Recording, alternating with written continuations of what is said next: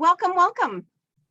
Welcome, welcome everyone. Good morning and namaskar, namaskar, wherever you are from. Good morning, good afternoon, and good evening, and namaskar to you. Welcome to the Sunday Miracle Call. It is a miracle, isn't it? Enjoyed about a year of this miracle going on. So if you're coming in, please go into the chat and you want to introduce yourself, put your name and what are your intentions, please. Beautiful.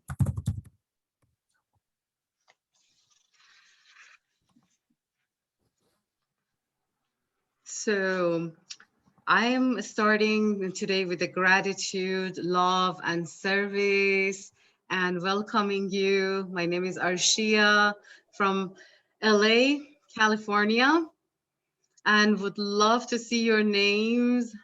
Hey, love. Hey, Afsane. Love you. Rachel, of course, love you. Linda, love you. Claudia, namaskar. Namaskar from Switzerland. Oh, love you, Afsane June as well. I'm grateful for the book. Thank you for the book, Afsane. It's out. You send me a picture. How grateful we are.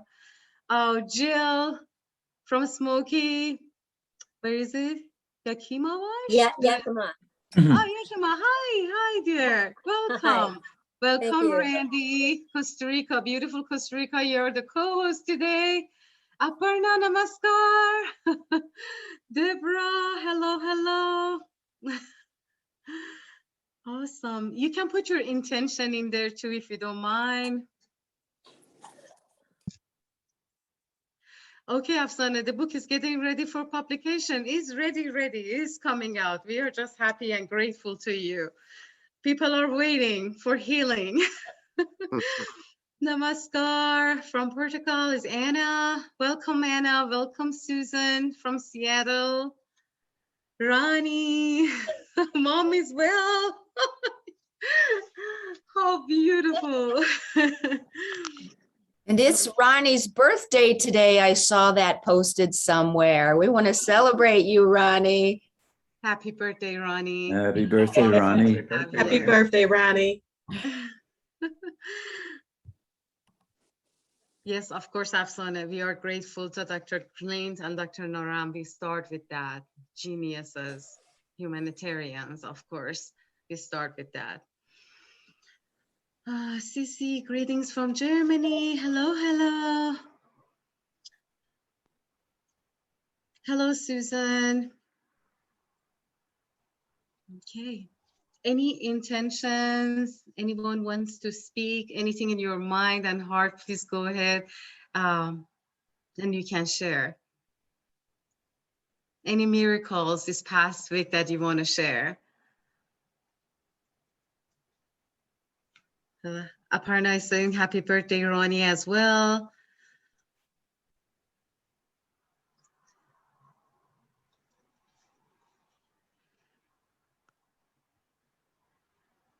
Wonderful.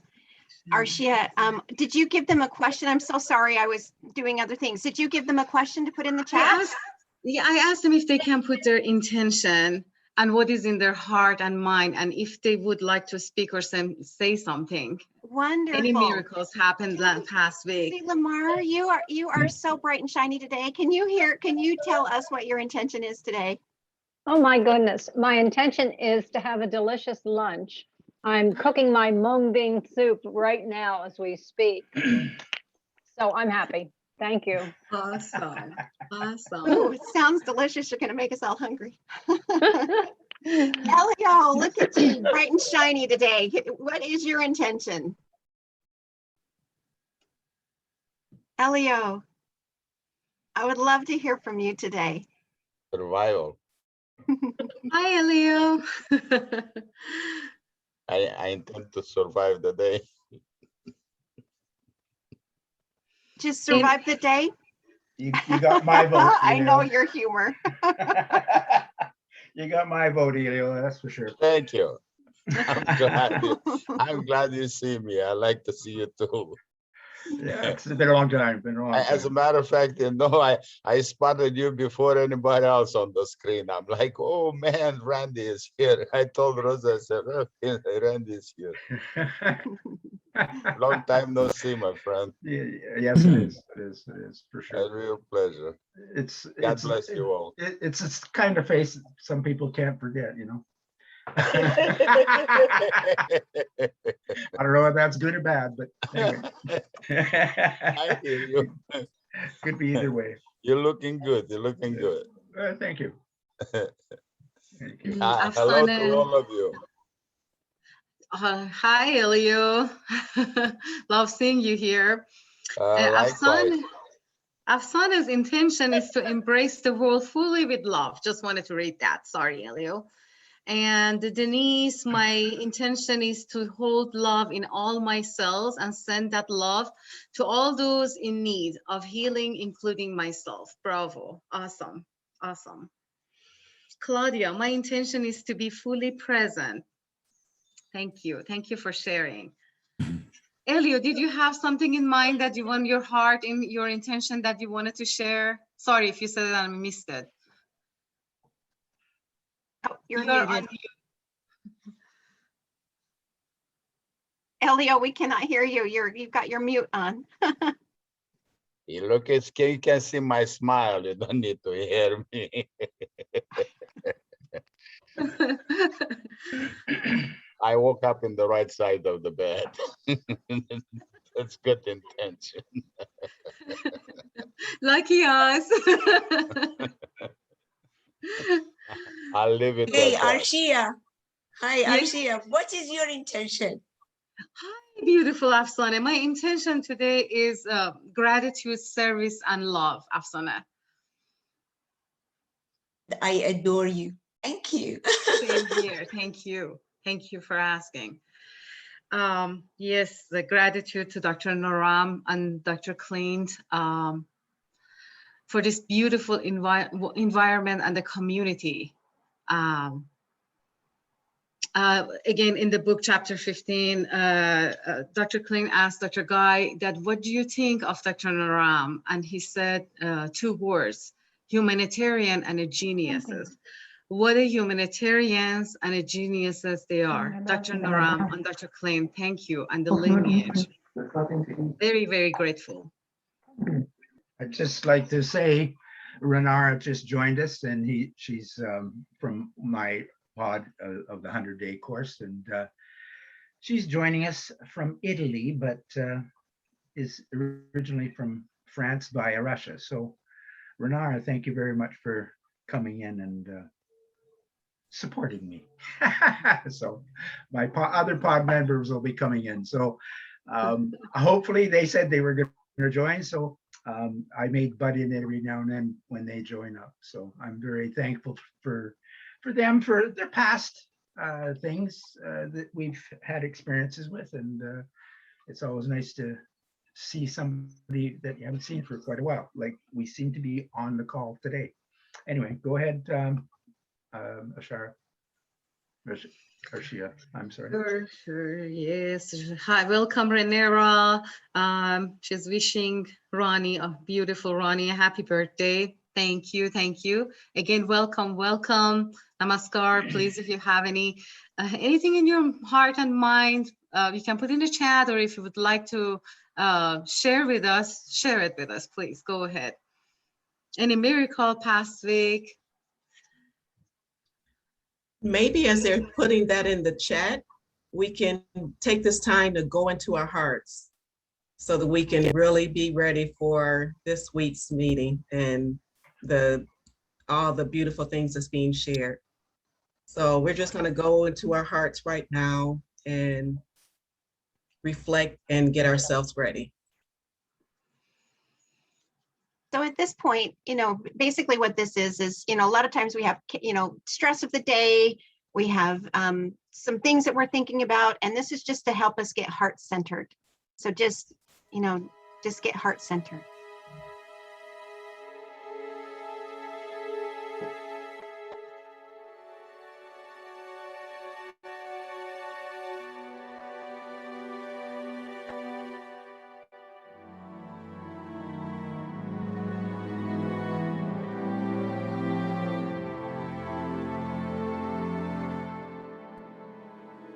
You think this is just another day in your life? It's not just another day. It's the one day that is given to you today. It's given to you. It's a gift. It's the only gift that you have right now, and the only appropriate response is gratefulness.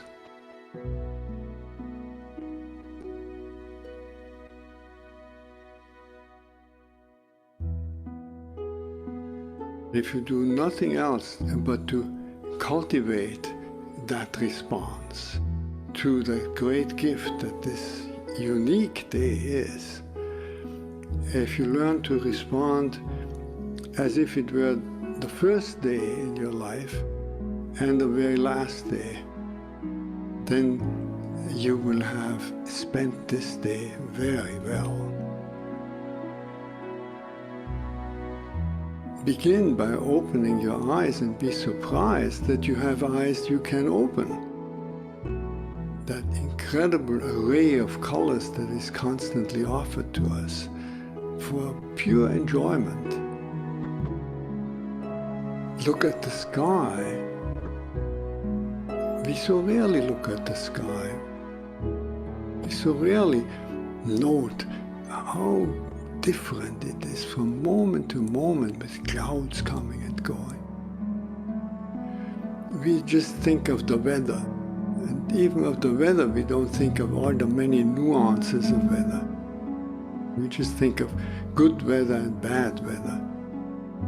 This day, right now, is unique weather.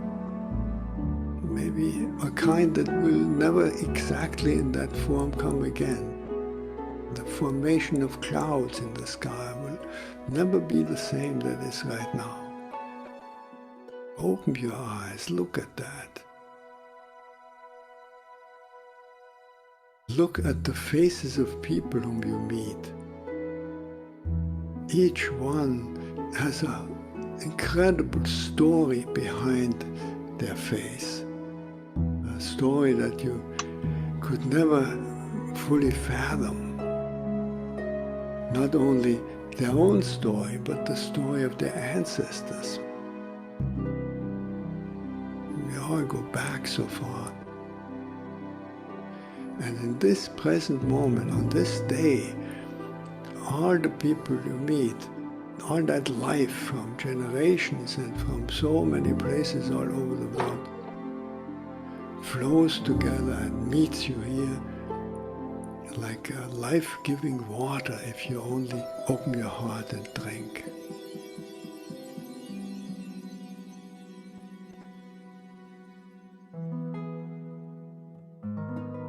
Open your heart to the incredible gifts that civilization gives to us. You flip a switch and there is electric light. You turn a faucet and there is warm water and cold water and drinkable water. It's a gift that millions and millions in the world will never experience.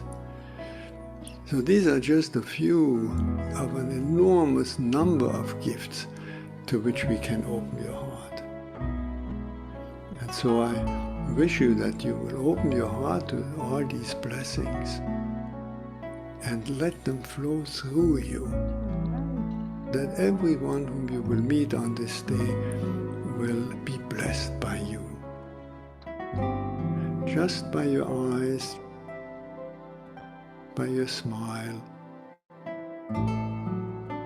by your touch, just by your presence. Let the gratefulness overflow into blessing all around you. And then it will really be a good day.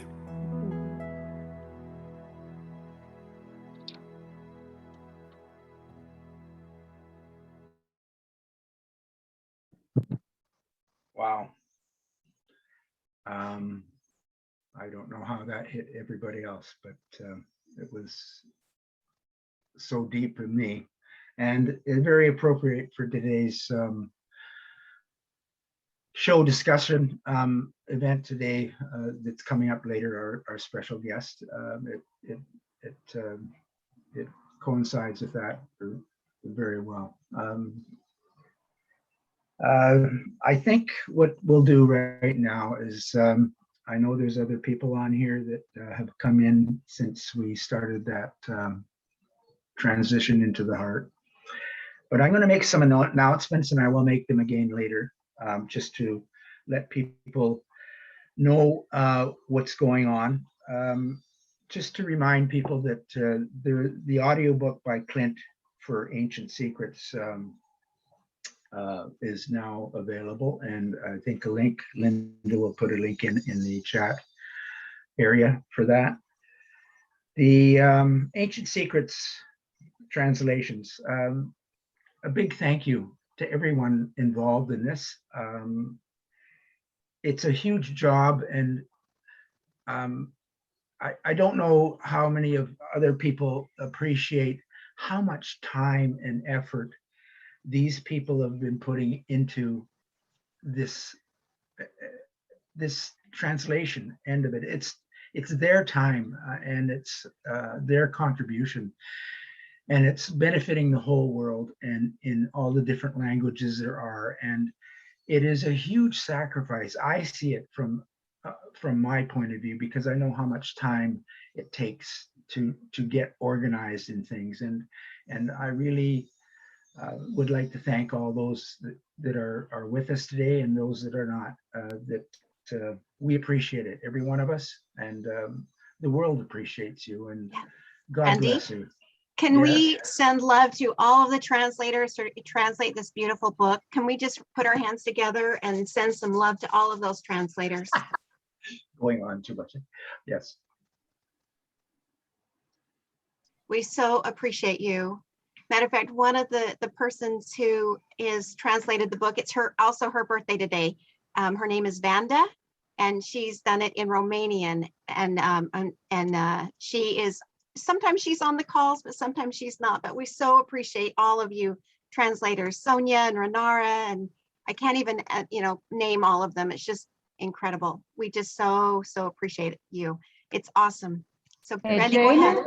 Jana? Yes. Maybe I would like to tell Randy that translate the book is not a sacrifice, but it's work. But it's not a sacrifice at all. Yeah, sorry, go ahead, Jana. I was just going to say, what have you gained from it, Sonia? What has been the benefit? Benefit, everything. you benefit. All the people that we join, all the weekends, all the lessons, the mamas, the home remedies, the love, yes, spreading all over. Sonia, has it affected you individually and personally? Yes, I gain more wisdom, I think, about myself, knowing better about myself, my issues, how to let it go, and health more. I'm more healthier. Yeah. That's beautiful. Everything. Thank you so much. Thank you. Randy? Yes, and one of my other pod members, Prafulta, is on, and she helped translate the book into, or was one of the major persons translating it into, I believe, Portuguese. I could be wrong there, but welcome, Prafulta, and Nadia, I see from another pod member is in here. Denny's and Nadia is joining us from Cyprus, so welcome. One of the other announcements before we get sidetracked again is Denny's book, Love is the Answer, and Linda will put that in the chat. I think they're doing pre-sales now and of it. I don't know if it's available, but it will be in the future. Just for those 100-day course, people who did the 100-day course, there is a reunion for both classes. And you will all receive details on that. And there's Heart for the Unhomed call is on Wednesday, September 8th at 12 noon Pacific Standard Time. That's a call for the unhomed, and it's brainstorming and figuring out different ideas of where to start with that. That's it for the announcements. I'm just looking at what I'm supposed to be doing here. I think are we ready for the Marianne video, or are we wanting Yes, perfect timing there, Randy. Yes. Introduce chapter 15, and then we can step into Miriam's video. Welcome, Mariam. First of all, it was a wonderful, precious piece of music. Thank you. And to ones in the chat, thank you so much. Shout out to all of you. Prefelia from Namaskar from Mozambique. I just saw you. I wanted to definitely say your name. Mariam, beautiful Mariam, please welcome and Namaskar, and please enchant us with your love and your reading of the chapter 15.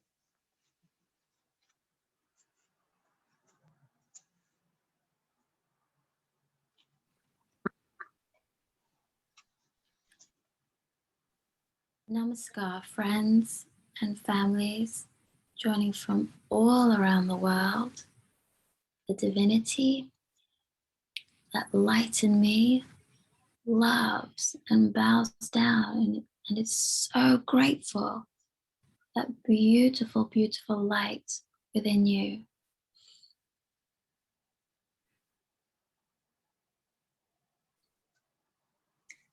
So let's dive into chapter 15 of the Ancient Secrets of a Master Healer. This chapter is about passion and dedication. Mother Teresa said, it's not about how much you do, but how much love you put into what you do that counts. As we dive into this chapter together, I lovingly invite you to reflect on this question. What do you do in your life with excellence and with love? So these are some of the highlights of chapter 15. Dr. Clint meets his father in India at the Panchakarma clinic run by Dr. Smita Naram. Dr. Clint tells a story of how he meets Krishna and a python. Dr. Clint visits the factories and laboratories where Dr. Naram's herbs are produced and tested. He discovers from Dr. Naram why certain herbs are harvested at certain times of the day and month.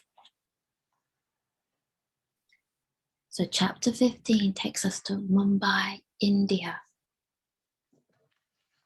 Dr. Clint shares, after my time in Italy, I flew to India to be with my dad. I was elated to see him up and walking. More than that, he glowed in a way I hadn't seen in a while. I asked Dr. Naram about the process my father was going through and the things I still worried about. I may have come across overprotective, but it didn't stop me from inquiring about the safety and efficacy of what my father was experiencing and taking. Dr. Clint explains, I was worried about my dad being on such an unfamiliar path. And Dr. Naram says, this is not a quick fix program, Clint. In some situations, healing can be instantaneous. But for most cases, ancient healing works over time to heal people deeper and deeper. You can't be pregnant and tell your doctor you want to have a baby in 2 months, and it takes 9 months. Some things just take whatever time, effort, and energy they take, whether we like it or not. Dr. Naram says, my master taught me one very important thing. It takes time to heal yourself and others. And Dr. Clint questions Dr. Naram further. I questioned Dr. Naram about the safety of the herbal supplements my dad was to continue taking after leaving India. Dr. Naram said, instead of me answering all your important questions, how about you go to the factory where they are manufactured? And Dr. Clint says, I spent my last couple of days in India traveling to the factories and laboratories where Dr. Naram's herbs were produced and tested. I tried to show up when they weren't expecting me. I was immediately impressed by how clean and tidy everything was. Someone agreed to take me on a tour. And during the tour, Dr. Clint had to sanitize his hands, cover his hair with a hairnet, and cover his shoes. He says everything was modern. The equipment for standardization, the testing alone must have cost hundreds of thousands of dollars. The entire facility definitely cost millions to set up and followed completely something that industry calls CGMP, Current Good Manufacturing Practice. Dr. Clint says, after my tour, I sat down and spoke with two of the scientists who had worked with Dr. Naram for decades, Dr. Pujari and Guy Kavari. Dr. Pujari proudly showed me the laboratory testing facility. And Dr. Pujari says, we ensure every tablet or lotion is safe, free of things like bacteria or heavy metals. Dr. Clint says, Dr. Pujari described how detailed and diligent they were to see that every bottle of herbs was standardized in terms of quality and being free of contamination. Dr. Clint also says, sometimes people are concerned because two bottles of the same herbal supplement can be different colors. And this is for very good reason. There are no artificial chemicals or dyes used.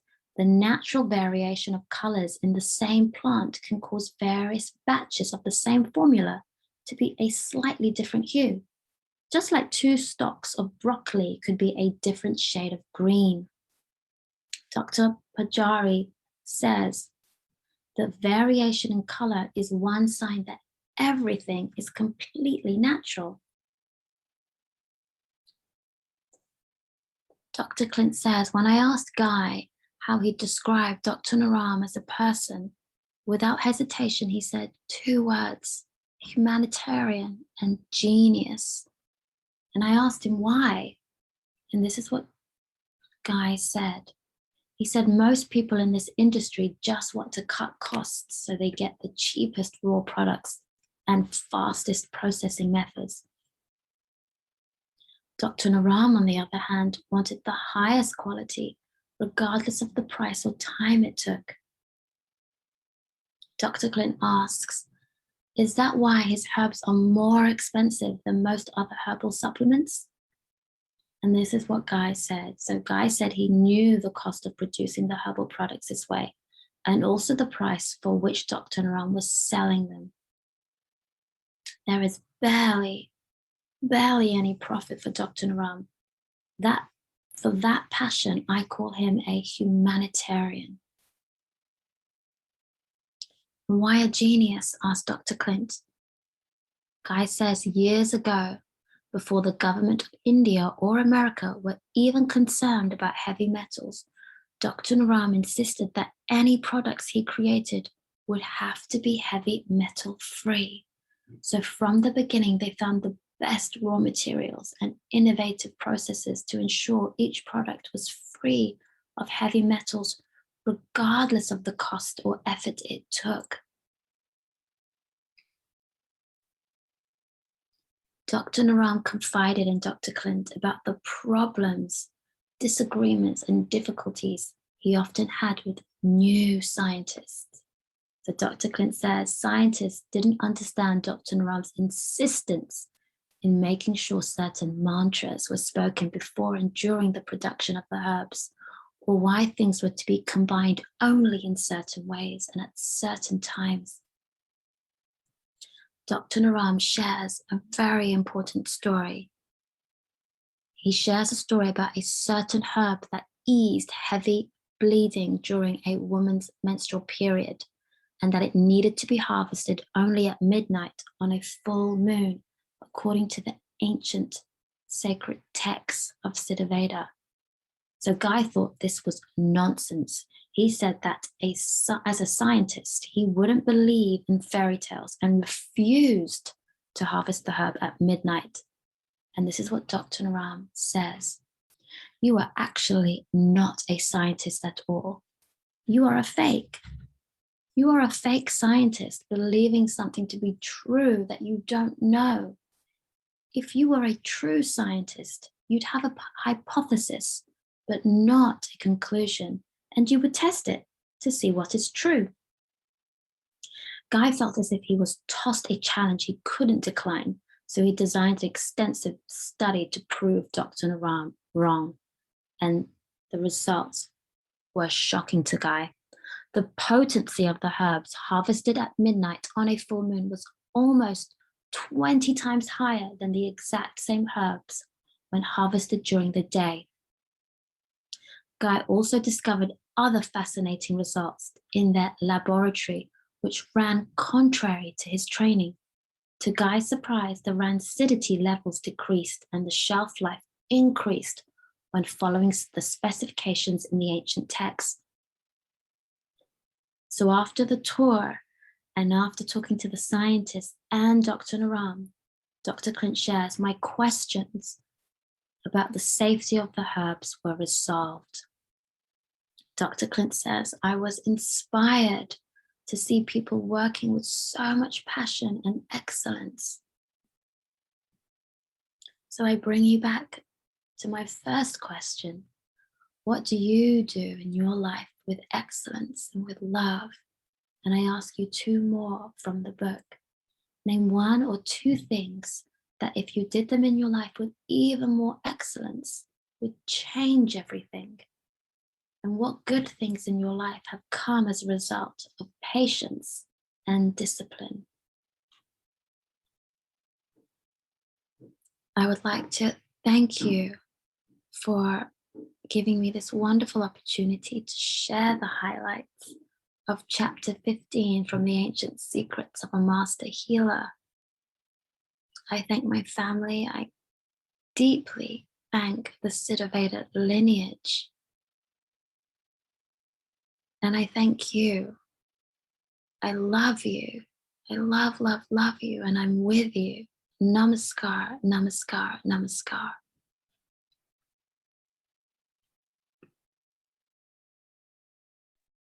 Marianne, wonderful. That was certainly, it was very good. I appreciate it very much. It was a very good rendition of what happened in this chapter. And for me, what the biggest take on this chapter was Dr. Naram's passion about doing things in quality rather than chasing the money. Being from business end of things all my life, it's so important that the quality is looked at rather than the profits. But unfortunately, that's not the way of the world. But and the heavy metal end of it is something that should be concerning everybody. But he had the not premonition, but the foresight to see this way sooner than most people in the world saw it, and I have to applaud him for that. And Arisha, what did you have? Any take on this chapter 15? Yes, Mariam, namaskar, and thank you so much for reading this chapter so beautifully. It touches our heart every time, every week. Thank you. And regarding this chapter, it's for me, it's about authenticity, the truth. When you follow that, the truth, authenticity, it's Dharma. You are following Dharma in your life. So if it's business, anything in your life, when you go with the truth, it will fall into the place. and the grace of it will capture everyone. Dr. Naram wanted all of this in every heart and every home, and it touches and heals when you're doing the way he did it in a hard way. You know, it consumes more money, more effort, but in the end, everything is delicious when you follow Dharma. So thank you. Great. Is anybody else have any comments? I see comments here that thanking Miriam 100% or 110% from Nancy, and it's true. It was a beautiful reading for sure. Other people are just mentioning how does anybody else have anything they want to say particularly about this chapter, how it affected them, or what they particularly got out of it? If you have, can you unmute yourself and just join in? Okay. Randy, Yes. I would really like to say something about this because, you know, all my life I've been a supplement taker, and, you know, so I notice the differences between the brands, and I have taken some herbs that are more inexpensive, but they don't have quite the effect that these herbs do, that Ayushakti has put together. And there's been several conversations that I've had with several different people in the community, and they have said the exact same thing, that the Ayushakti herbs are of the highest quality and they go directly to the source. So anyway, I don't know if anybody else has had any experience with the herbs and them taking it. I'd love to hear from you. Yeah, I've had lots of experience. Hey, Rabbi Robbins, so good to see you. Nice to see you all. Thank you. When I first went to Ayushakti in 2007, after having died and returned in 2005, and being diagnosed with serious muscular dystrophy, as well as other wasting diseases, there were some unique formularies that Dr. Naram pulled out of the ancient books for me regarding both human growth hormone and the wasting away of my muscles.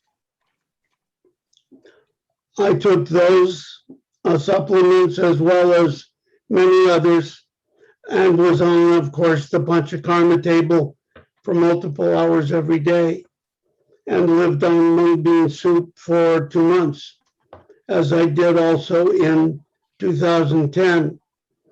At each time when I returned from India to the United States, I had one of those huge suitcases filled to the brim with supplements from Ayushakti.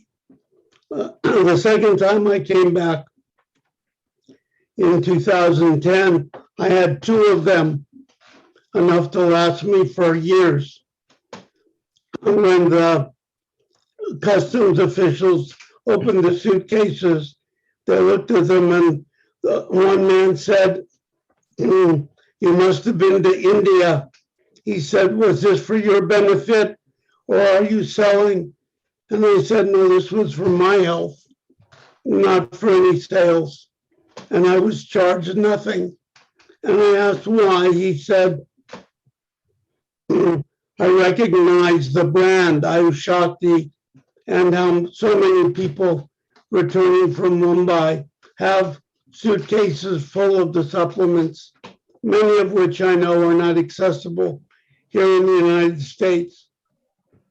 I lived on those supplements for many years, and I credit them for much of the reason that I survived. I am now back on them again, living on mung bean soup. I would love to go to Ayushakti and be on the Panchakarma table, but that's not possible. But right now, the supplements are again truly helping me to overcome some serious issues I face, including the recovery from my 8th near-death experience this year and 2 major back surgeries. I know that when I first met Dr. Naram and Dr. Smita, who I spoke to only about a month ago, that their partnership with me, who also studied to be a naturopath here in the United States, was to have me partner with them on the formulation of remedies that would fit my unique qualities and characteristics, since I was also considered a quote healer by them. And in meditating with Naram and Smita over the books on several occasions, we were able to further clarify the need for the ancient purity that could only be found in the water, in the earth, and in the air, and in the unfiltered sunlight of Tibet. And how could these be replicated? I know that Naram searched far and wide through India and other places to find where these herbs and the other elements of the remedies could be found. And he did everything he could, as was explained in that chapter, to ensure both not only the purity, but the highest potency of each of those supplements. The story about when to harvest them is not simply an anecdote, it is the truth, because I have participated in such ceremonies with Native Americans here in the United States. And so I heartily endorse this chapter as one who benefited from the quality of the supplements that Ayushakti produced. So amazing. So amazing. I thank you so much, Rabbi Robbins. I don't know if everybody knows who just spoke, but Rabbi Robbins is in chapter 7 of the book. And he spent a lot of time with Dr. Naram, and like he said, he had 8 near-death experiences. We're so grateful that we get to have him come on these calls and he gets to be a part of our community. It's so exciting. So thank you. I'm so grateful that you came in today. Well, when I saw what chapter you were going to be working on, I knew that I had to share my part of that story. There are a lot more elements to it, but I wouldn't take the time. But I will tell you that when I returned from Mumbai after 2 months there in 2007, my doctors literally did not recognize me, and my wife walked past me in the airport and didn't recognize me. So it wasn't simply a weight loss, but it was a total change in my being and in my presence. And it was due to the enormous care that's provided by Ayushakti in total. I wish there was some way in America to have the Panchakarma treatments, but I know that the expense here is outrageous. In any event, the supplements and the diets are fundamental to well-being. That is so amazing. I think you're so right that, you know, when we go through, you know, changing our diet, when we do some of the Panchakarma, I mean, I haven't done Panchakarma, but I've heard, you know, you do change. I've had my own family has told me that I look completely different and that I've changed completely. I was on the 100-day call training yesterday, and there was somebody, or I wasn't on the call, but I listened to the recording, and there was somebody that said that she was out to dinner with friends and that they had said that her whole demeanor had changed. And she's like, I don't know what I'm doing. You know, I think I'm just eating mung bean soup. And I may have got the story incorrect. So if you're on the call, unfortunately, I don't remember your name, but would love to have you unmute and speak. But you're right, Rabbi Robbins, this whole well-being in this book holds so many incredible ways of being so that we can change our essence and our and the light around us. Like you said, your family, your daughter, or your wife didn't even recognize you. On the call today, we have a very special guest. Ralph Brown has been a part of our community. And before you go, Rabbi Robbins, I'd like to see if Ralph may, you guys might even have a little bit of exchange. Ralph is in our Art Veda school, and he desires to formulate these supplements. Now, I know that somebody, Randy, are you the one that's going to be introducing Ralph? Would you please introduce him, or is it Arshia? Arshia, please. First of all, thank you. Wanted to thank Rabbi. I was thinking of you, Rabbi, last night. So happy and so blessed to have you. Thank you for speaking at Shoima. It just made my heart happy because I was thinking of you. Thank you, thank you, thank you. I caught the thought. You are a sunshine. Thank you so much. Well, I have a pleasure of knowing Ralph. He was participating in the 100 days course, and he's just an awesome, wonderful being that have a pleasure to know him more and more. Unfortunately, through some circumstances, he had lost his home, but he is just a genuine gem. Because of that, we are reaping off the benefits from him to know him and get the help from him. So he has been playing a key role in the humanitarian effort of this foundation. And Ralph is born and raised in Virginia. He has a bachelor degree of fine arts in illustration. Minor is music. In music, studied Chinese medicine for 1 year at Yosan University of TCM, which is a wonderful, wonderful university. I have been there. They're just awesome. Presently studying Ayurvedic herbology at Yoga Veda Institute. Looking forward to mentorship with a master Ayurvedic herbalist after graduation in January or March 2020, which we're going to 2020. He put 2020, I guess it should 2022 actually. He would love living in Bhutan, land of herbs eventually. We absolutely love and adore him. He gives 100% in sharing the herbal remedies that he knows, shares with all of us. He uses in knowledge for good. Again, as the chapter it was, he's following Dharma, which we are very, very grateful. If you allow me, please, just to let you know, a month ago, my husband and my son, they were both down with COVID. I was out of the house with a suitcase and very, very frustrated, tired, trying to, cook and deliver, juice and deliver, make Dr. Naram teas twice a day and deliver, doctor appointments on the phone. And Ralph texted me and I couldn't answer. And the next day I couldn't answer. And I just passed out for 2 hours. And then I woke up and I texted Ralph, so sorry, Ralph. I think something is wrong with me. And I don't know what it is. Instead of doing something, I've been sleeping for the past 2 hours. Next thing you know, this enlightened being takes me back and says, Arshia, nothing is wrong with you. You're just stressed. You're stressed. It's okay to take a nap. It's all right to take a break. That intuition is a motherly intuition.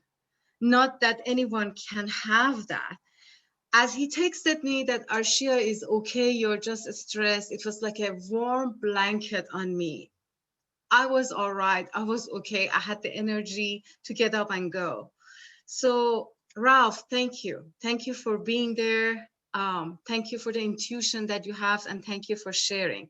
Without further ado, we love you and please welcome.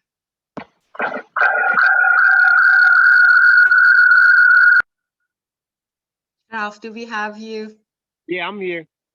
All right, my dear, you can start, please. Go ahead, whatever is in your mind and heart, please share with us. Well, this journey of, I never had the intentions of getting involved with medicine, period. Absolutely not. My father was a doctor. I think from my youth, I read all of his journals and medicine books. I was looking at the pretty pictures of all the organs and so forth and so on. Hanging out with my grandmother, who was a Native American, part Native American, and daughter of a slave. And she would pick all kinds of herbs and stuff. I mean, I didn't know what she was picking. She would use them to heal us in terms of any type of illnesses we may have had. She was very much into giving us animals, which is very much a part of Ayurvedic medicine. After a period of time, my father recognized that I was reading his medicine book. So he says, okay, the only thing I'm not going to teach you how to do is use a syringe. You know how to, enough about the medicines, to just go in the medicine cabinet whenever you get sick, just, what to take. So I took it as a lark. And everybody used to always say, hey, what can I take for this and take for that, right? In college and so forth. And I, would tell them. So what really got me involved with this was, it's a lady I know, a lady and her husband from England. We share our same, we have storage units in the same facilities, right? And she says, no, you need to go to medicine school. And I said, nah, didn't pay any attention to it, right? Shined it on. So in between that time, there was a traveling vulnerable, master, Buddhist master from Taiwan, came to the temple, the Buddhist temple I attend, and he rescues animals. He's a vegetarian. He rescues all the dogs, as many dogs as he can from China, because they have his festival. So I'm standing in line to make a donation to his animal foundation, Save the Animal Foundation, Mercy for Animals, really. It's something like Mercy for Animals. I didn't realize I was standing in line with one of his monks that was answering questions that you had. It's an ancient Chinese way of, they drop these crescents and they tell you, they give you an answer to any question, that one question that you have. So I said, oh, I'm in the wrong line. And friends of mine said, oh, I asked this monk a question, right? So I said, all right, out the top of my head, I said, okay, should I go to medical school? The first drop of the question of the crescents, it said, yes, go. And that's how the journey started. Next thing I knew, this lady, her name is Geraldine. She says she had a friend in Japan, this guy whose mother had stomach cancer. She says, like, I'm gonna connect you with this guy, right? I said, look, I'm not, I haven't even started school. I had just started taking prerequisites. I had, fill out an application to go to a naturopathic university in Arizona. She says, you're qualified to help this guy's mother. I said, no, I don't know anything about this. Next thing I know, I get an email from this guy in Japan. He's explaining that his mom has stomach cancer. And, I'm saying, oh God, how did she get me involved in this? So I guess eventually I recommended some plant-based, it's a plant-based super green that's not even advertised. It's a very good company here in America called Living Fuel. Anyway, his mom was supposed to die within 6 months. She lived another year and 3 months because I was in constant contact with him. So he said, helped his mother extend her life, right? So the journey with Arizona, I had to take all these prerequisites. I mean, I took so many prerequisites, physiology, anatomy, microbiology. So I fell in love with it. I fell in love with those courses because it gave me a foundation to understand how herbs work better. So yeah, what happened was I had another experience and I was told, no, you're not going to go to Arizona. You're going to go to school in San Diego, Bastille University. Okay, so I go to Bastille University for the weekend to walk around campus.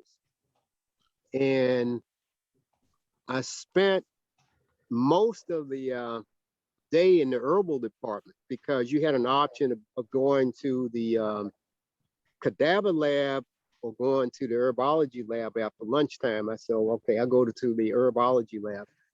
And the room was humongous. And they had every kind of herb you can name in there from all over the world. I mean, you name it, India, Africa. One of the fifth-year students made us some soap, made us some lotion. And I said, this is it, herbology, this is it. We had to make our own tea. They broke out every form of herb that you can make tea out of. They gave us these bags, so you made your own tea. You just put 4 or 5 different herbs in there, three or four different herbs in there, whatever. So,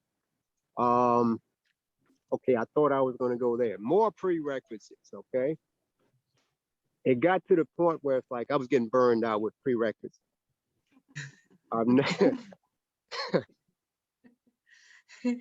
So what happened, it was funny. The funniest thing happened was I had talked to my counselor down at Bastille and, yeah, you're going to come September. I think it was September of 2018 I was supposed to come, right? 2018 or something like, 2018 or around about the time of January of 2019 anyway. The Buddhist temple I go to, I do service. I was cleaning up the temple. I get a phone call from him. He says, hey, you got 4 more prerequisites to take before you can come. I'm like, oh. Then that's when I said, look, I can't deal with this anymore. So I ended up investigating different schools and whatnot. And Yosan answered first. So I go in for an interview with Yosan, and this is like April of 2018. And the lady that I talked to, her name was, I couldn't think of her name anyway. I'm talking to her and she says, oh, we're going to give you a scholarship. We're going to do this. We're going to do that. I'm like, whoa. I said, whoa. I need to think this out. There's some other schools I'm looking into. She says, no. You're coming to orientation in about 2 weeks and so forth. And I said, wait a minute. This is too quick, right? Next thing I knew, I was in Yosan. Okay, so the year that I was there, I think that when I went down to the herb lab, I noticed that they were storing their herbs in plastic. It coincides with chapter 15 because you never store any kind of herb in plastic. It always has to be in a glass container sometimes. It can be in a glass container, it could be clear, could be a brown container or a blue container, depending on the herbs that you harvest, right? And I'm looking around, and I'm saying, wait a minute, they got these Chinese herbs stored in plastic containers. And it was a lady there who I eventually talked to during my first trimester there. She says, I don't think you're going to stay here at this institution long. You're not going to graduate from here. She says, I could tell by the way that you looked at the herb lab, because she was running the herb lab. She had graduated from there, that you knew something wasn't right. Something was up. So eventually, I was in an advanced herb class at Yosan. The instructor always thought that I was showing her up because I would share different herbs that I had experience with from the Caribbean and from Africa, and Yeah, and let me just tell you, because Ralph gets A's on almost every test that he takes. I mean, this man is brilliant. He's humble and he's brilliant. So go ahead, Ralph. So a buddy of mine, we both started thinking, wait a minute, they're not really training us very sufficiently here at Yosan for what we wanted to do, So I ended up transferring to Yoga Veda Institute. He ended up going to a university, another school in Arizona. Yoga Veda was a good fit because they said, oh, okay, you got full scholarship. You got, you know. So I started off taking Sister Science, and the instructor that I really admired, I had to take a home remedy class from him, right? The home remedy class covered every organ in your body, your lymphatic system, your digestive system. So I figured, okay, you know, but he says, everybody's going to be on a diet this whole term. And like, you kind of like looked at it like, wait a minute, you know, how is this going to correspond with, you know, with home remedies, right? We were given a list of foods that we could not eat the whole term. But guess what the main dish was? Mung bean. We had to eat mung beans the whole term, different ways. We had to, you know, we got recipes every week. We had to write reports about the recipe. So I think that was long before, you know, Dr. Clinton introduced, you know, mung bean soup. I had started, you know, being on the calls and whatnot. Okay, long story short, I felt the difference. We had to buy Triphala, which is a Ayurvedic herb for your digestion that we had to take every night, you know, when you had your soups and whatnot. But we started breaking down all the ingredients in mung bean soup. Okay, that was like the next term when I had Herbology 1. And like, it's amazing. The herbal formulas, the difference in Chinese medicine, the formulas in Chinese medicine and Ayurvedic medicine is, Ayurvedic medicine formulas comes in 3s. You only use 3 ingredients most of the time. Chinese medicine, you have maybe anywhere from 5 to 15 to 20 herbs that you have to have in a formula. So, I mean, you know, what you also learn is the pharmaceutical name. Every herb out here that doesn't make any difference where it's from has a pharmaceutical name. If you match up that pharmaceutical name, you can go in a Chinese herbology book and find an Ayurvedic herb that has the same pharmaceutical name. Same thing in an African herbal book. Same thing in a Tibetan herbal book. If it has the same pharmaceutical name, it's from the same family. See, that's why we're so glad that you're in charge of it, because I couldn't do that. Seriously, you don't want me in charge of that. Because like even some of the herbs, like let's just say Western herbs, Native American herbs, right? I've found some Native American herbs with their pharmaceutical names in a Chinese herbal book. You know, herbal, dictionary. Yeah. So Ralph, I just find it so interesting that Dr. Stephen Rabbi Robbins was working, and Rabbi, correct me if I'm wrong, if I heard that incorrectly, but you're working with Ayushakti to formulate some of the supplements for your specific condition. Is that right? I was then when I was in India, because of my background. Now I'm discussing with Dr. Smita about certain kinds of herbal formulas I need now, given the uniqueness of the conditions I face. So that while there are general formularies that generally quote fit all populations, there is also the unique character of the biology of every individual human being. And given all that I've gone through, my chemistry is so incredibly different than most that it needs to be tweaked. So that when I say to somebody, who's been on the same remedy for 10 years, I could say, maybe you need to take a look at whether or not you need that remedy to be tweaked in a way that will take you to another level.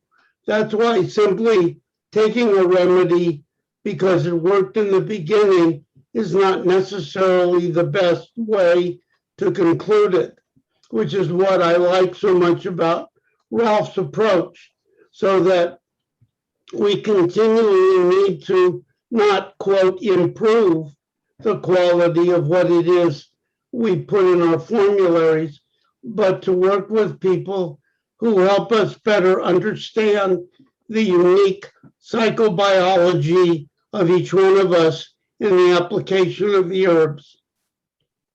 Because like Rabbi, one thing I learned is like we all have receptors. You know, we have receptors to all the different types of herbs and cannabinoids, right? But each one of us has different receptors to some of those herbs. And you know, it's like KP would say, we could have the same, you know, same condition, but you're not going to give the same person the same herb that you're going to give the other person because of their receptors and how the body, you know, their constitution, how it's going to relate to it. And that's why I like chapter 15 in this book so much. You know, I like it a lot because what Dr. Naram talks about, like the quality of the product, there are some companies in America that have very high standards. They don't spend a lot of money on advertisements at all. They do a lot of plant-based products. Even it's one in Canada. You don't see them advertising in magazines or any health magazines at all. They're kind of like incognito, and their products are pretty, you know, really good.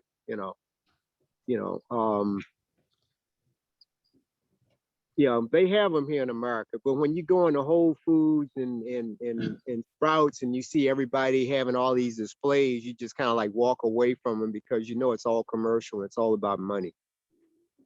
Yes, Ralph, I just want to say something about, I'm glad you clarified for people that everybody is unique and different in their physical and chemistry makeup. And sometimes chemicals or herbs will affect one person differently than the other. Dr. Naram always said, to one it could be a poison, to another it's a miracle drug. So I'm glad you clarified that, and it's and especially you're clarifying some of the products on the market. And it's, if you're anywhere conscious, it's not chasing the money, it's chasing the result and the quality of whatever you're trying to do, whatever business you're in. It doesn't matter. It's not just herbs. It's about how you conduct your life. And thank you for pointing that out to people. Can I say something? Thank you so much. Maria, are you here, sweetie, before you leave? Yes, I am. Hello. Hi, hello. Thank you for being here. Hey, lovely, you wanted to say something. Please go ahead about Ralph. You had some experiences. Please share. Exactly. I knew Ralph by this group and by Facebook. And because he was posting a lot about Ayurveda, I sent him a message saying, hey, my son has a problem with pinworms. Could you help me? And of course he helped me. And he helped my son. So thank you so much, Ralph. I'm so happy to speak with you. Yes. You're welcome. Thank you. You're welcome. Just a fountain of knowledge and love. Thank you. Thank you. Thanks, sweetie. Thanks for staying. Ralph, one other thing I just wanted to mention, I think everybody's been riveted listening to your story, and it shows the divine guidance that you've been pushed through, and it reminds me of something that somebody said once about you want to make God laugh, is tell him what your intentions are and what you want to do. And because in the end, it's we all are under this divine guidance, and you've certainly been manipulated in certain ways to put you in the spot you're in right now. Took a Thank you. long time though. Yeah, well, God was laughing too much when he said certain things, I guess. So, I anyway, don't know if he was laughing too much. I think he was saying like, okay, I had an experience with one of Dr. Clint's friends, right? She is a hypnotist, right? She will hypnotize you and take you back to your previous lifetimes, right? So I said, okay. all right, I did it. I did it back maybe a month and a half ago. And she wrote down everything. She recorded everything. Seems like most of my lifetimes, except for 3 of them, I was involved in medicine. In China, in India, Tibet. I've been involved in it, Neat. And it was interesting that, like she wrote down some things that were she says, you're talking about this in very, in detail. So sometimes like I'll have an intuition in terms of a formula for something. It's not in the book. It's just an intuitive thing. It happens sometimes, and I'll write it down and then I'll go back in the books and I think, okay, this might work, Wow. Um, Very interesting. So like that was an experience. And like the other lifetimes, at one lifetime when I was in Japan, I don't even want to talk about that one. I was the ninja and I escaped. I never got caught by the emperors in Japan. I lived off the land. Lived off the herbs. I knew the medicine to take. This was something that she recorded, and she said it was very vivid. So there's a connection with nature, with plants, especially with trees. Meditating under trees, you have a lot of energy that you get, a lot of chi energy that you get from trees when you meditate under them, in the forest or in a park someplace. Yeah. It's a lot of energy you get from it. Good advice. Everybody's going to rush out and find a tree. Anyway, I just want to thank Rabbi Robbins. Rabbi, I don't want to keep holding you up. We so appreciate you being here. If you can stay, we'd love to have you stay. But we so appreciate all of your words of wisdom. So appreciate you. I'm very thankful for all of this. I only want to also acknowledge Ralph's brilliance and your honest humility in the way you have approached the issue of healing, which is not about I'm the healer. It is that I am only one who aids in your healing process, which comes directly from the Holy Source. Yeah. But the experience of the tree is very important for us, as with all plants. I have an herb garden, and sometimes what I will do is sit among the herbs and breathe in and out with them as we breathe in and out with the trees, because without them, there would be no oxygen, and without us, there would be no carbon monoxide, so that we would not be sharing with each other. We are common sets of lungs, etc. And we on this planet are destroying both our lungs and the lungs of the earth. And so when Ralph says sitting under a tree and meditating, it is also simply the breathing with a tree whose taproot goes below the surface of the earth down into the water source, and so that it is nourished both from below and from above. And we who are at earth level sit in those roots and partake of the same kind of nourishment without living with that sense of reciprocity with all existence. Then no matter what herb we take, it will not have the same kind of result. One of the things I have said to people, when you get your herbs in capsules, before you take them, take one capsule, open it, and either put it in hot water or just hold it under your nose and breathe it for a while, because that will awaken everything in your whole being, including the molecular structure in your cells, that this nourishment, this healing is coming, because our neurobiology and our physiology is so shut down to the reciprocity with nature without doing these kinds of things. The very healing things that we take only have a portion of the impact that they could.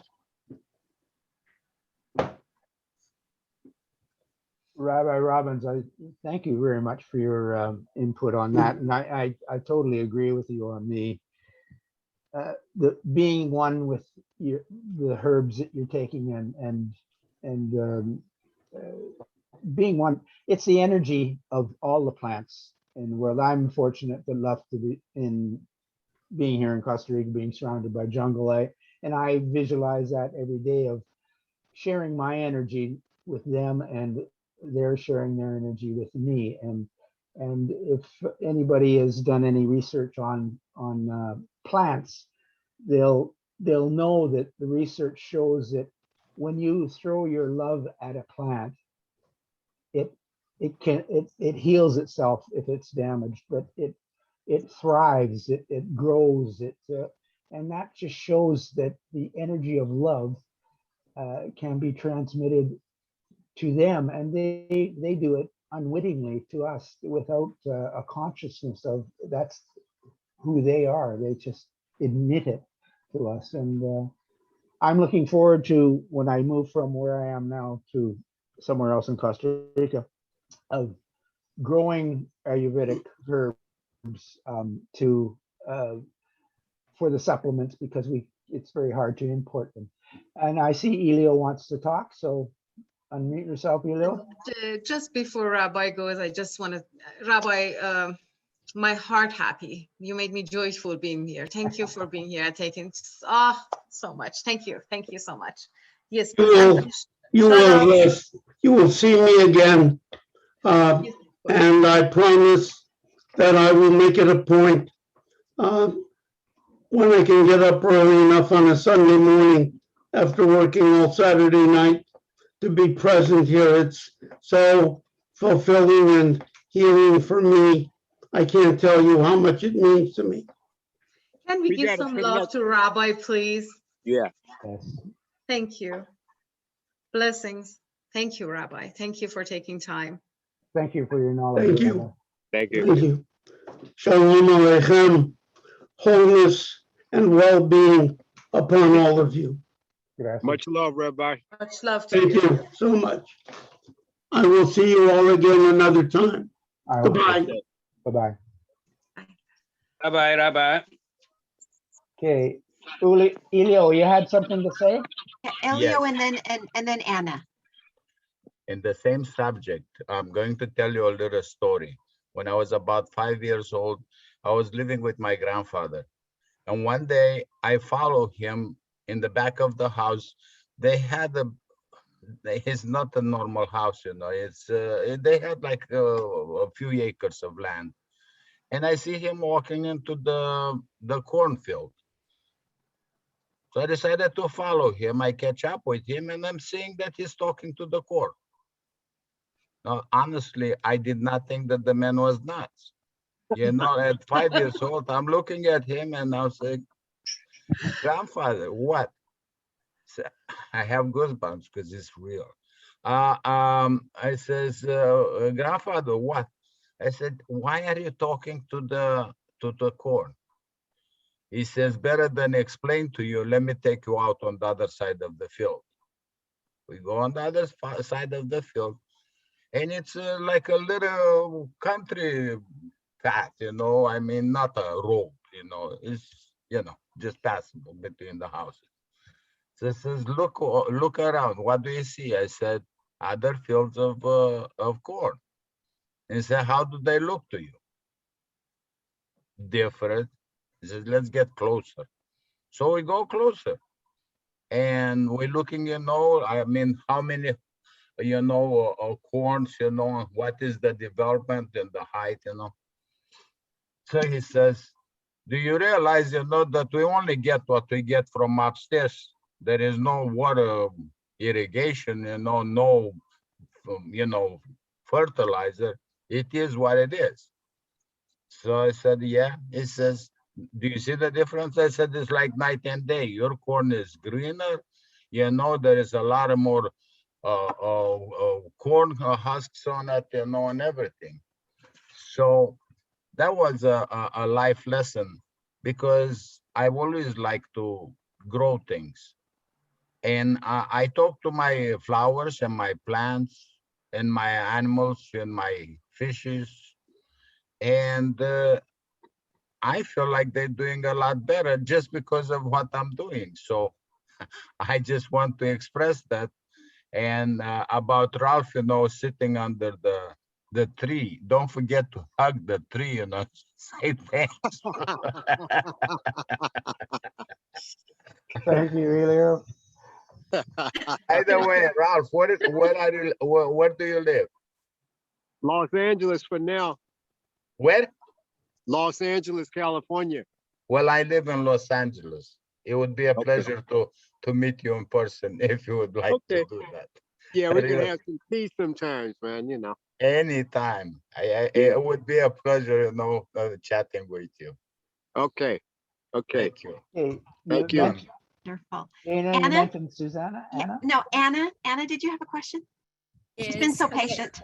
Okay, thank you. Now I have two questions. Yay. Okay, one is, do the medicines, the Ayushakti medicines from Dr. Nara, sold in Europe? Sold in Europe?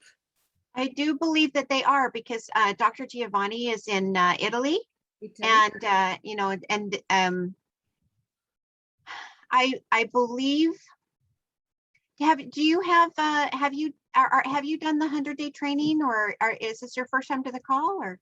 No, it's not my first time. This is an interesting story because, and today the second question, because you are talking about herbs.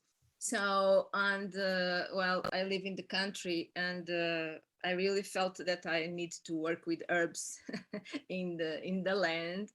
And I met Dr. Nara in the YouTube and so on, and I'm an Ayurvedic medicine practitioner, but I really love that part that is more from Siddha medicine, that is more subtle and marma points. So I found Dr. Nara and I was following him, and for some reason, when I send message to him, to her site, to know when he come to Europe, I did never receive nothing, no information. So, and one day I received the notice that he left, and I start to this group, and then I go a little bit away for a while, and I come back again. Hey, I'm so glad you're back again. Okay, and it's interesting that now Ralph is so inside the herbs and the body Ralph and body herbs. It's really interesting that thing. So I would like, Ralph, can we speak that? Do you have some mail way of or communicating? Yes, Yeah. is it possible for you that we can communicate, or? Yeah, get it from Jana. Jana has all my information. Okay, I'll, if you don't mind, I'll go ahead and put it in the chat, your email address and your phone number, and you can also reach him on Facebook. He responds well to Messenger. Okay. Now, I know that there are many of you on the call that are from Europe. You know, Claudia, I believe, did you just put something in the chat about Ayurveda? Can you share your words of wisdom about the Ayushakti medicines? Supplements? Claudia, and I believe Ranara. think, Claudia? Yes, I have the phone number also here. I can give you. Oh, fantastic. Do you want to put it in the chat? Yes. Okay, wonderful. So she was saying that it was, oh goodness. Ayushakti BV. And then she'll put the phone number in the chat. Wonderful. Claudia, thank you so much. Yeah, they're just incredible supplements. So, Anna, thank you so much for being so patient. You had your hand up for such a long time. So welcome back. Matter of fact, that brings me to another, is there anybody else that's new on the call? Is there anybody that this is their first time or has been a while since they've been on the call? Would love you to unmute, say hello. Okay, great. Well, I'm going to turn this back over to Arshia and Randy. Are we going to be doing breakout rooms? Is that what we're doing next? Jana, do we have time? Something comes out in the book I just wanted to read. Is that all right? Yes. It's from chapter 18, but just since yesterday, Rabbi has been in my mind popping up. I don't know why. It says, my master said, just as the brilliant white lotus flower rises out of the dark mud to share its brightness and fragrance with us all, so must these ancient healing secrets open up to reveal their deeper healing beauty, power with all the humanity. It is not a religion, cult, or anything like that. It is simply a school of thought that anyone can join and benefit from by learning how to help themselves and others to heal deeper and deeper. My master also helped me discover my mission to protect, preserve, and bring the benefits of these secrets into every heart and every home on earth. Thank you. Thank you. Beautiful. Thank you. Yes, Jana, we'll go into the breakout room, but first I'd like to thank everybody who's participated in this conversation with Ralph and Rabbi Robin. It's been truly enlightening for me, and I hope everybody else got something out of it, and it sounds like they did. We're going to be going into breakout rooms now, and I think you're all familiar with it. The question that we're going to have to discuss in this, it's Randy, yes. may I have a second? Anna, do you have a pen? I'll give you a direct number. You talk to the guy that is responsible for the United States distribution. He'll give you the exact information that you need. Do you have a pen? A pen? Yeah. I'll write it on the message. Okay. Thank you. Thank you. Thank you, Julio. Sorry about that. That's fine. That's fine. Everybody's familiar with the breakout rooms. For those who might need a reminder, it's discussing a question I'm going to read here in a second, and we have tried to keep it to a minimum of time so that everybody gets a chance to share it. This is going to be coming right off the top of your head because it's not something. It's something you can think about deeply, or something that is maybe concerning you that should be brought to the forefront right now. The question is, it's at the back of chapter 15. Name one or two things that if you did them in your life with even more excellence would change everything. So I think that is what we're going to be doing on the breakout rooms. And Linda will tell you when the breakout rooms are ready to come back to the main thing. So please join, push the join button when it comes on your screen, and we'll talk to you later. Thank you.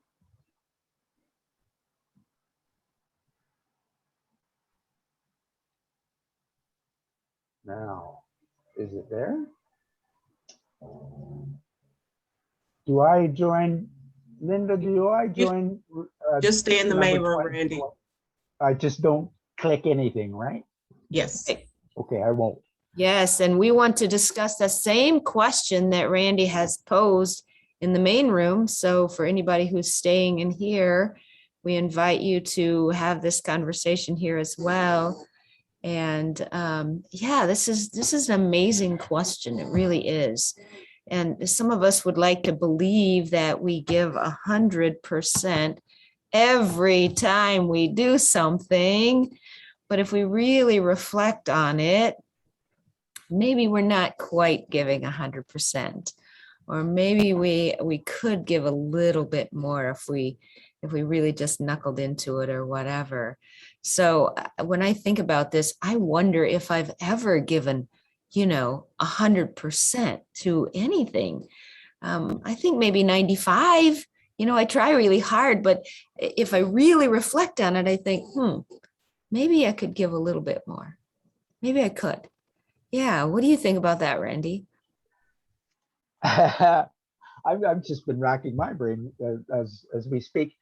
I guess one of the things that I've been concentrating on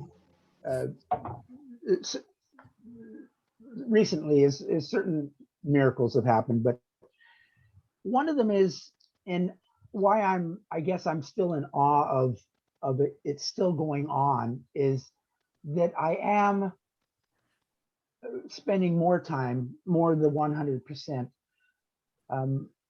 thinking about them and actually being amazed that the energy is transforming me and my life, and in ways that I hadn't seen for a long time, that I've been working for all my life towards, and I'm now seeing fruition in it, and it's or fruition, whatever it is, that it's coming to reality, and that is doing it with more intent, more feelings, and so yes, that's I've been seeing results in it, doing it more 100%. So, how about Arisha? Do you have something to tell us?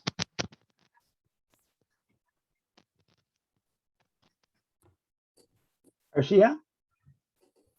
I'm sorry. You have to unmute. Thank you.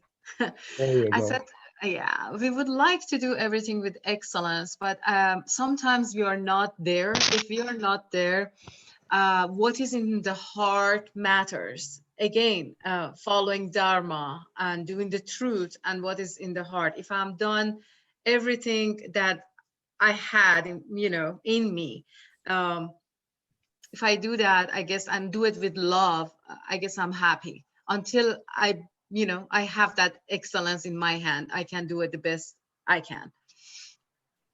Mm-hmm. That's beautiful. I see Claudia on here. Claudia, would you like to comment?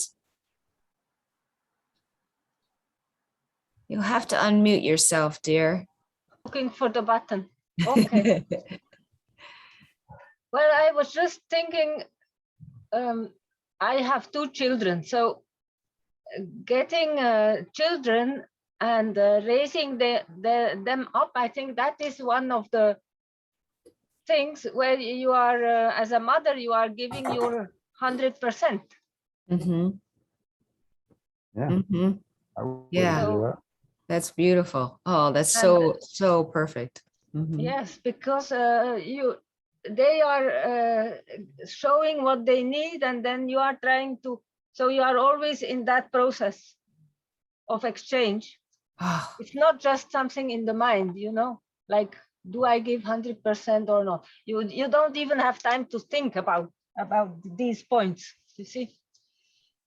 You are just doing it. Yeah. Yeah. Subconsciously. And each person has a different level of their 100% too, each person carries a different level of energy and willingness and desire and ability for effort, right? And so we can't, we could, I suppose, but it's unfair for us to look at someone else and say they're not doing their part, whatever that might be, right? Because they're doing their part in the way that they can do it. And it's interesting, I had an experience this week where I got really upset, and because they did this thing, right? The other person did this thing, and it caused a great deal of damage to a piece of equipment that I had. And I had realized that I had seen the picture differently and could have stepped in and said something different, you know, to prevent this damage. But I was allowing them to see it in their way and thought, okay, well, maybe they are right, even though I was seeing it differently. And so we ended up with this big damage situation.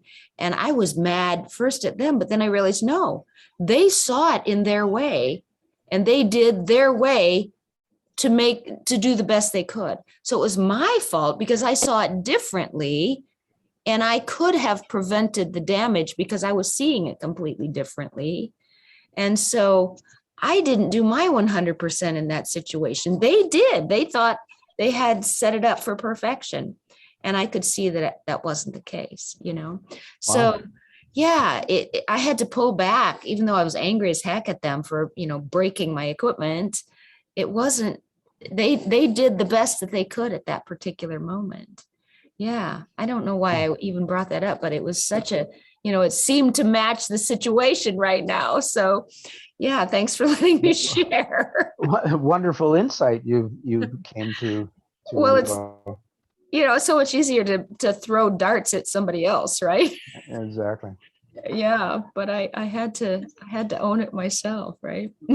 Marcia, would you like to throw a few darts our way? I sure would. There you go, throw away. So thank you everyone for your sharing. You know, when I was a little girl, I was different. I grew up different. Not because there was anything wrong with me, it's just that I was different, you know, like I was out there and doing all my things. So when they talked about hugging a tree, I mean, that's familiar to me. I've been hugging trees my whole life. Children, when I took them in the backyard to hug a tree, they thought I was different, but they hugged the tree. Mm-hmm. And my grandchildren, when I took them in the backyard to hug a tree, they hugged the tree. And my daughter says, hug that tree.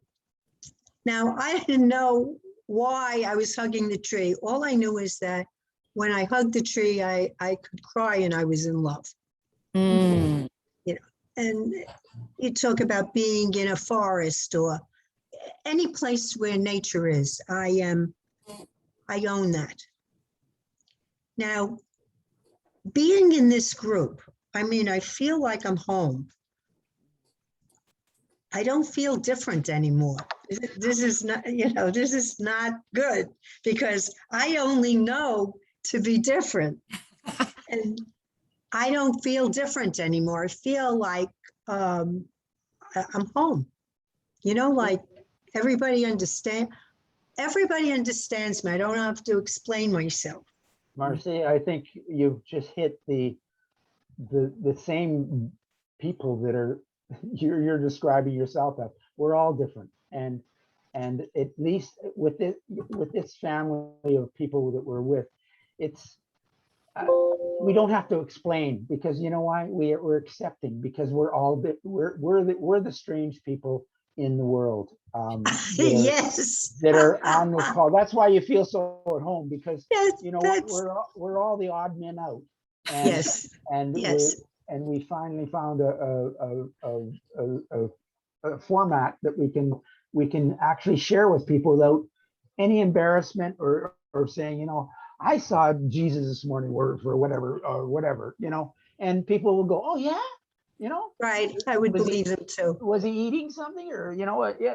I think it's more like I saw Dr. Naram this morning, you know, more like that. Okay. All right. A little closer to home. A little closer to home. In the theme of the question, back to 100%, we are 100% sure that we're different. Yeah, well, isn't that great? Oh my God, look at this theme I'm setting up. And yet from the same source. Yes, absolutely. Different, absolutely different colors of the source rainbow. Oh, and we're all the same. I mean, Yeah. that's, Yeah. and the universe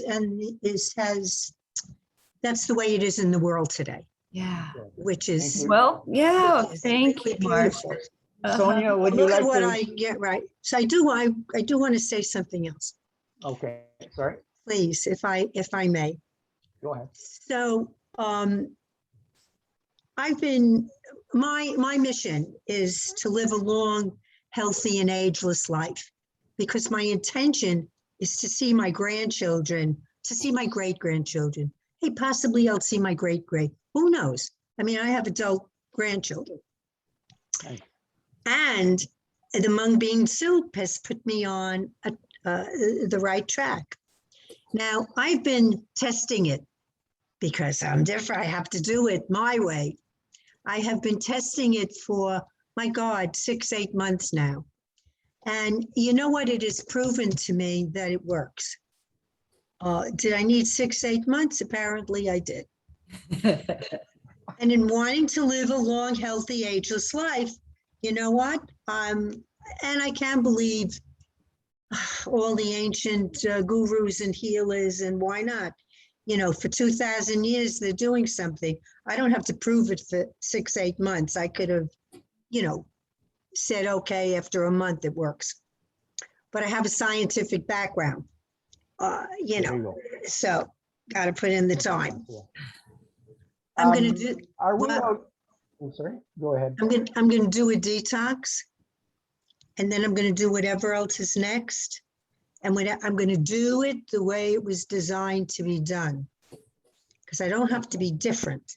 I don't have to recreate the whatever that statement is. I can do it. I can be one with all of us, and I'm going to live a long, healthy, ageless life. And I have a 30-year plan. We'll see you at 100 then.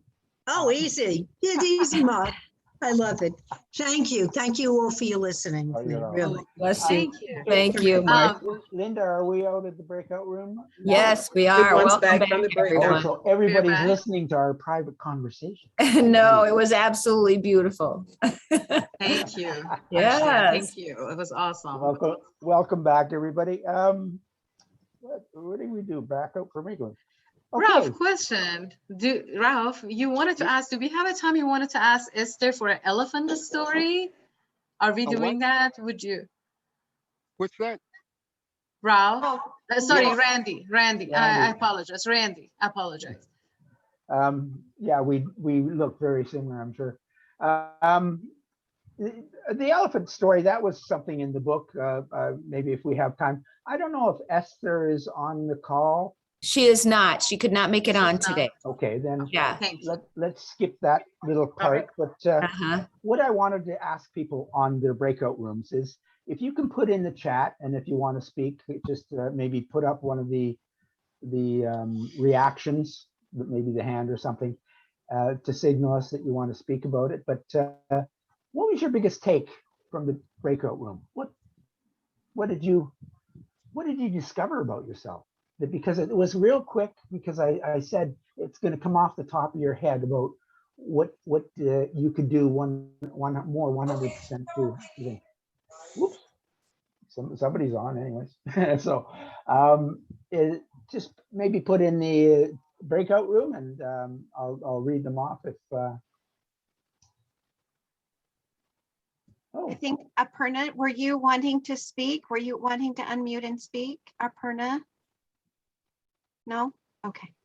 I see somebody said, Zaphane said that some of them didn't have anybody in the breakout rooms themselves. So you got to talk to yourself. So what did you find? It's me, Randy. It's me, Randy. I was left alone, so I came back to you. Okay. And it was very nice to hear Masha and Rochelle and and Claudia. I love Claudia. Claudia is special. Talking about their children. Yes. You know, about this takeaway about the 100% you gave somewhere. I gave 100% to have my baby, and I had it. It was a very, very long and hard journey, but I got it. He was brought with 7 months. It was sometime in the CIT, you say? Yes, in the special room. And now he's a very wise and gentle man of 27 years. And that's it. That's my 100%. Bravo, Sonia, bravo. Yes. Bravo. I'll give you 100% on that one for sure. Yes. And thank you for sharing. It was, anybody else had to talk to themselves? They can share with us. Hey, listen, if you can't talk to yourself, who can you talk to? You know, we were talking about being sort of an odd man out, and this is a group where you can talk about things because you're not shy, and nobody's going to point a finger at you and say, "Hey, you're an oddball" or whatever. We're all oddballs, and that's why talking. I'm sure a lot of us talk to ourselves. I talk to myself all the time, but and I actually answer myself. That's a neat thing about it. So, anybody else have anything to say? I see Francisca on the call. Francisca, did you have anything you wanted to say? Oh, Marie has something to say. My wife. I'm sure it's going to be joyful. Let's.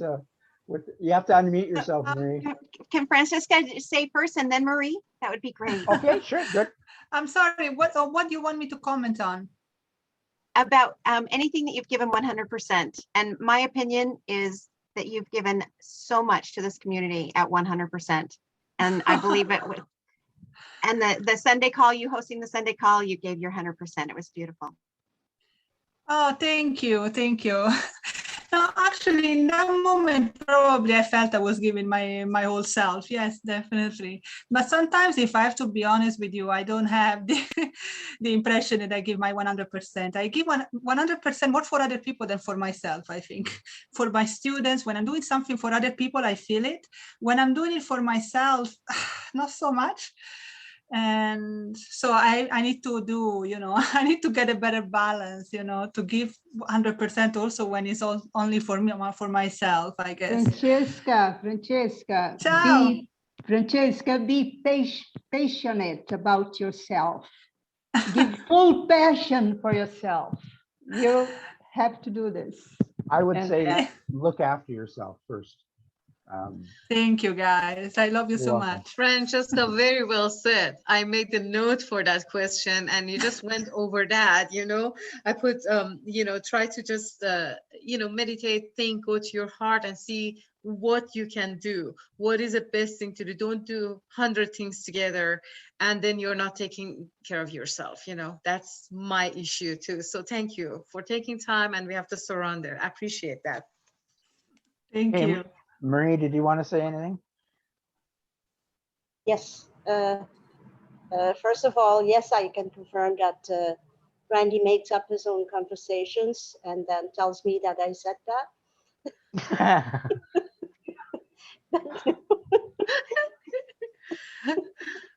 Yeah, and he makes up the conversations for the dogs too, gives them answers and everything. And I was alone in the breakout room with myself and then got changed to another one. So I did get just the tail end of the conversation. But I was happy to hear that I am not the only one getting sidetracked too much lately. It's just a confirmation that I need to try to focus more on myself and what I'm doing right now. That's basically it. And I'm grateful for today's meeting. It gives me hope. Thank you. Hi, Marie. So nice to see you. A beautiful face. Thanks for sharing. Oh, your words are so wise, dear. Thank you for coming on and sharing. That was so beautiful. Rochelle, could I just say one more thing? Yeah. Years ago, I was in a training and it was about giving your 100%. And what I learned was that when you are judging your 100%, you have to judge it from the moment that you are at, not from what you judge it from the past or what you think it should be in the future. It needs to be wherever you are right now. So he gave the example, he was a bodybuilder at the time, and he said, some days I go to the gym and I can, bench press, 200 pounds. Simple, easy, because, I've had good sleep, I've had good eat, I've eaten well, but he says, but if I went out that night with some friends and I was out late and I maybe had a little bit too much wine and maybe a little bit too much red meat, he says the next day when I came back, maybe I only could bench press, 190. He says, but whenever I would check inside of myself, I knew I had given my 100%. It was because my body in that moment wasn't able to, it performed as at 100% in that moment. So there was no reason to judge him in the past. And then, then there's other days where he goes into the gym and he is bench pressing his, his 200, and he checks in and he's like, have I given my 100%? And he's like, no, I know I can do better than that. And so then he readjusts and he bench presses, because he's not setting the standard of this is what it means for me giving my 100%. He's checking at it every single moment, because every single moment we're in a new place. And so I just, I've heard some beautiful people who I love that say, maybe I'm not giving my 100%, but I have seen them. Rochelle gives her 100%, and Francisca gives her 100%, or Shia gives her 100%. And, maybe some days you're giving your 100%, but based on your expectation of 100%, it isn't 100%, but it really is, because you're giving what you have in that moment. And I just couldn't let this pass. I love you guys so much. I just don't want you to be unkind to yourself, and just know that's you. Thank you. Thank you, Jana. Thank you, Jana. That was so useful, actually. Thank you for saying that. That was beautiful. Thank you. I just, Jana, it's true what you said, and it's just sort of been rolling around in my mind, but it's something that Francesca really made me think about, and it was looking at, you have to look after yourself, and you have to do yourself 100% before you can help other people, and before you can move on. And this thing, I had this piece of paper on my desk, and it just sort of flew open while you were talking, and it's something I think might be applicable right at this moment. And it was something I came across and I caught on Facebook, and I copied it down because the full moon was recent, and it's called a full moon affirmation, and it's just brief. It says, tonight I accept that things are falling into place for me. I am happy, I am at peace, I am calm. Everything is working out for me. I am blossoming into my fullness like the moon. I release all negativity from my life. I know that I am enough. I am spreading good energy wherever I go. And that's it. And that's, I don't know, for me, that it hit me deeply when I read it. But it's believing in yourself and talking good about yourself, and I think it's very important. Before we move on to, are we sort of finished with this, because we do have to get into closing on this thing? Yeah. It's time for our next bit of music. Is that where you're going, Randy? It is, but I know Robin Lee wanted to speak long time ago. Robin, I'd like her to yes. say what she has to say. She got her hand up again. Yes, so Marie happened to come into our group, and it was cut off before I could give input, and my input is now different because I realized I had been told once that I did a healing on somebody and we accomplished removing the heavy metals from this person's body with a live cell microscope. It was demonstrated.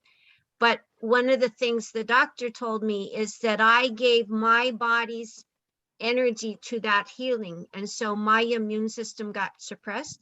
And in our conversation, the part of the conversation is that we get taken off track by the things happening in the world. And if you're empathic, you take this stuff on and then you don't remember how to heal yourself.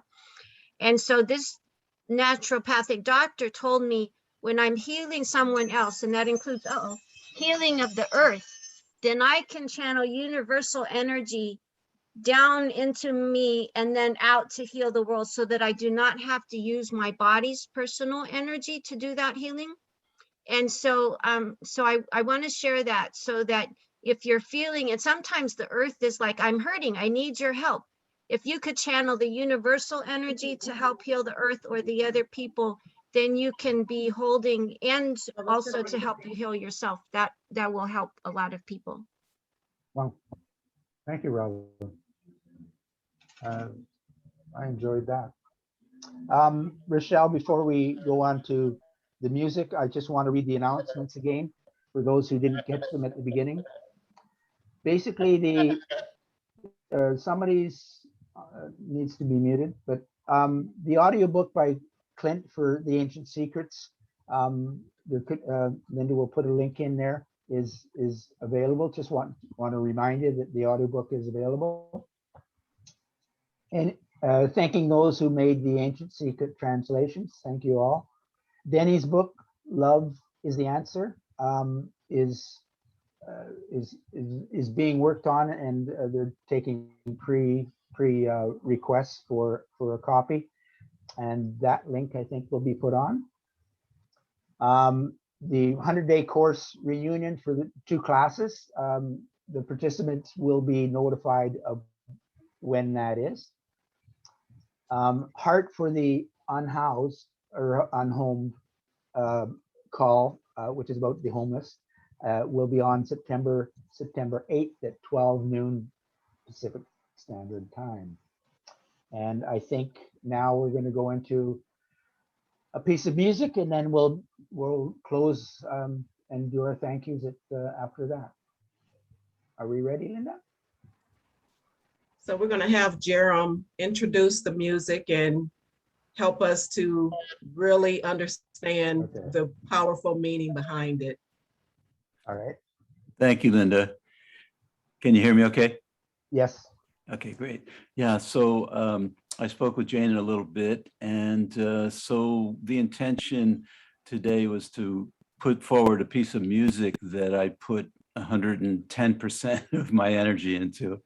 My daughter was going through a difficult time with many life changes and coming through a divorce, and my calling just felt like some piece of music could be a way of her grounding and knowing herself and knowing my experience of her more. So this is a song that it's called Jamie's Song. So let me just clarify, Jerome wrote this music and he's also singing this music. So we're so excited to hear it. Thank you, Jana.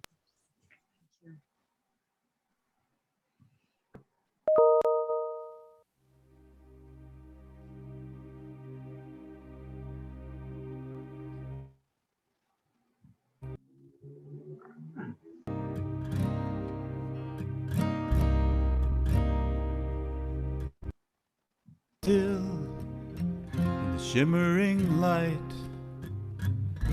angels when you arrived that beautiful morning.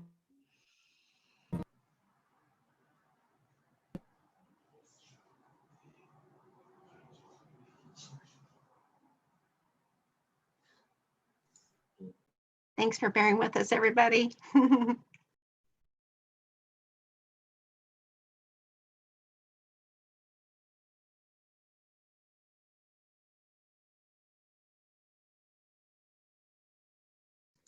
While we're doing that, we can just close our eyes and just get ready for this beautiful piece of music.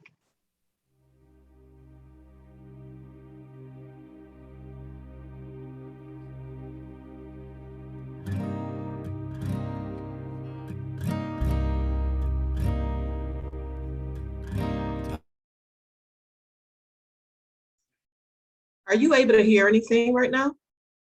We were able to hear it before, but when you came back into the main room, it went off. So when you stopped the screen share, we couldn't hear the music anymore.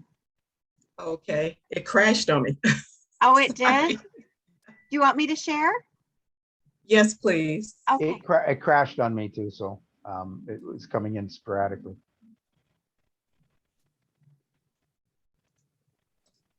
Up.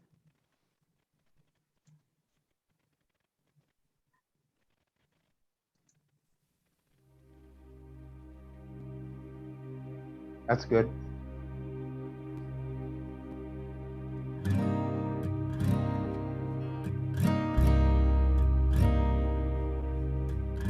Time stood still in the shimmering light. Angels fill the room when you arrived. That beautiful morning, a leap year day. The day you came into our lives. Never knew my heart could feel so open. Never cried such tears of joy.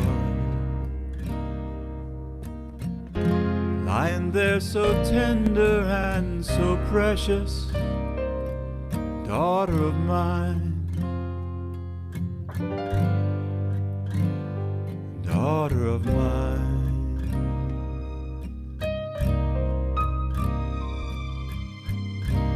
Days flew by, you were walking and talking, full of wonder about life. What could it be? Laughing and playing, singing and jumping. Couldn't wait to see all you could see. I just felt so proud to be your father. Felt so sweet to soothe away your tears. Tried my best to bring you up the right way through the years, through all your fears. Oh, I guess that's all we get. sorry So- about that. It crashed too. So, but it was beautiful, Jerem. Thank you. Thank you, Randy? Jerome. Yeah, what I'd like to, thank you. You're welcome. What I'd like to say, and I want to give special thanks to Arshia and I were the co-hosts today, but behind the scenes, I'd like to really thank Dana, Jerome, Rochelle, Linda, for the support they've given us and for handling all the background things that needed to be done. And really, I thank you very much. You made it easy to do this thing. I hope I came across as natural as possible. I can't help it. But anyways, I hope everybody had fun. I hope everybody learned so much. I thank everybody for being on this call and staying with us. It's been a joy. This has been a really nice Sunday call. I appreciated Ralph's input, his knowledge, finding out who he was, who he is actually. So I think and knowing this chapter 15 was especially good, and getting some feedback by Rabbi was the quality of the medicines that we are being prescribed or wanting to buy, and knowing through these different sources that they are top quality, that Dr. Naram did his job, and it was his passion to make sure to help people and to help the homeless. And I'm going to leave it on a note of don't forget the homeless in your city, your country, your province, wherever you are in the world, and maybe be grateful for where you are, that you have enough, and maybe share some with those less fortunate. So, Thank you, Randy. Ashia, do you want to say Jerem. something? Yes, please. Thank you, Randy. Thank you. Wonderful, my co-host from Costa Rica. Jerem, thank you so much for the piece. It was heartfelt, beautiful. You're welcome. She's lucky to have you, and I'm sure you're so lucky to have her, and beautifully done. You have to do it again. I want to listen to the whole thing again, please, and share. I Thank was you, Ashia. excited. Thank you. I was excited this morning, but I knew through my excitement, Jana, Linda, Jerem, Rochelle, I hope I'm not missing anyone. You are there to contain my excitement and lead this through, and truly, truly appreciate it. And just to have all of you. Thank Dr. Naram and Dr. Clint for this beautiful Sunday miracles and all the ancient secrets. For now, So thank you. let's close with I love you and I'm with you. And Linda will open up all the mics and we can all Before we have. do that, Oops, I'm wait, so go sorry, ahead. Randy. There's one person that's got their hand up and I just don't want to miss them. Okay. Satish, Satish, did you have a question? Apparently not. So go ahead. Let's open up our mics and say, I love you when I'm with you. Love you, I'm with We you. can Love you, give with you. everybody Love you, love. Randy. Love you, Rochelle. Love you, Jana. Love you, Marcia. Love you, Anna. Love you, Love Randy. you. Love you, Andrea. Love Love you, Arshia. Love you, Belinda. Belinda. Love you, Love Ralph. you, Jenny. You're here. Fernando. Is working. I'm Love you, with Rabbi. you. Love you, Jana. Rochelle. Rochelle, Belinda, Rochelle, Belinda. Love you, All Donna. my Love you, pod Fulta. members. Cousin Nick. Love you, Sophia. Love you, Diana. Isabel. Love you, Hadish. Love you, Sony. Love you, I love Aaron. you. I'm with you.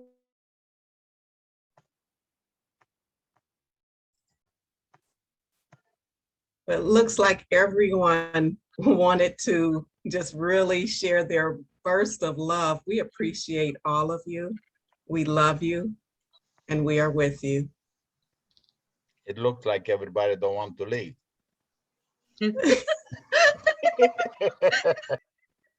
It's probably true, Elio. Hey.